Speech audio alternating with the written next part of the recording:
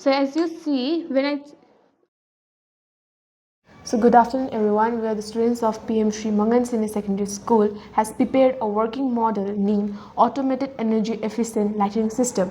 As you can see, we placed a PIR motor sensor, relay module and Arduino Uno.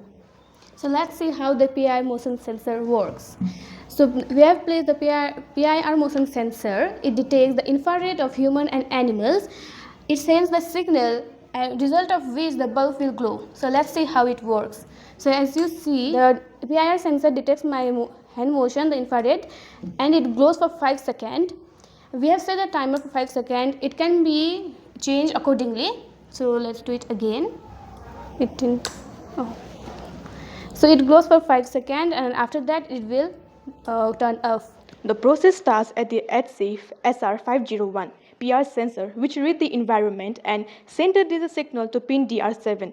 If the motion is detected, the Arduino Uno triggers pin D8 high, driving the 5-volt relay module to switch the AC light bulb. However, if the PIR sensor does not detect any motion, it does not send any signal to the digital pin 7 of the Arduino Uno, which in turn the